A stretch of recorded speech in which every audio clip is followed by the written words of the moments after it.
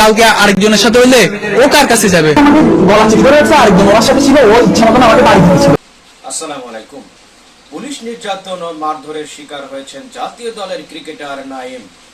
Chittagong airport থেকে বাসায় ফেরার পথে ডিবি পরিচয়ে তাকে তুলে নেওয়ার চেষ্টা করা হয় এবং তাকে মারধর ও নির্যাতন করা হয়। একটি পর্যায়ে তাকে কিন্তু গলা চিপ দেওয়া হয়। নিজের পরিচয় প্রকাশ করার পরেও পুলিশ সদস্য ডিবি পরিচয়ে তাকে এই হেনস্থা করে নির্যাতন করে।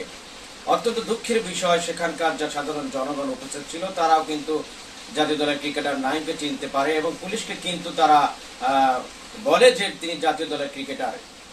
এত কিছু করার পরেও পুলিশ সদস্য তাকে কেন নির্যাতন করেছে এই বিষয়টি নিয়ে সারা বাংলাদেশ কিন্তু এখন তোলপাড়।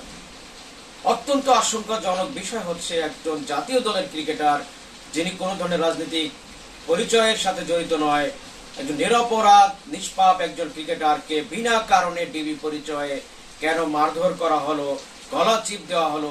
শুধু কি তাই, ডিবি পরিচয়ে যে পুলিশ সদস্য নিজের গাড়ি নিয়ে এসেছিলেন সেই গাড়িটি তিনি ব্যবহার না করে তাকে নাইমকে অন্য একটি সিএনজিতে জোর করে নিয়ে যাওয়ার চেষ্টা করা হয়। এটা কি শুধুই কি একটি ভুল, নাকি পরিকল্পিত কোনো ঘটনা ঘটানোর অপচেষ্টা করা হচ্ছিল? ইতিমধ্যেই এই বিষয়টি বাংলাদেশের বর্তমান ক্রিকেটের যে সভাপতি রয়েছেন তামিম ইকবাল খান এবং বিসিবি কর্তৃপক্ষকে অবগত করা হয়েছে। আমাদের সবার জোরালো দাবি, সরকারের প্রতি জোরালো দাবি, নাইম ইসলামের প্রতি যে অবিচার করা হয়েছে, তাকে যে নির্যাতনের শিকার হতে হয়েছে, এটা কিন্তু সাধারণ জনগণ যদি এখানে হয় তাহলে তাদের অবস্থা কি হবে? ইতিমধ্যে আমরা জানতে পেরেছি যে অভিযুক্ত 3 পুলিশ সদস্যকে তাদেরকে প্রত্যাহার করা হয়েছে। চট্টগ্রামের পুলিশ কমিশনার অবগত করেছেন যে আইনানুগ পর্যায়ে তাদের উপর মামলা হয়েছে এবং তাদের বিচার করবেন। শুধু মুখে বলাই যেন শেষ না হয়, সত্যিকার অর্থে নাইমের উপর যারা এই অবিচার করেছে যেসব পুলিশ সদস্য, তাদের জন্য বিচার হয়।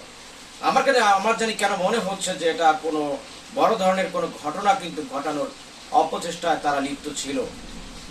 আমরা আরো জানতে পেরেছি যে ক্রিকেটার নাইম ইসলাম যে হাতে বল করেন সে হাতের শোল্ডারেও তাকে আঘাত করা হয়েছে।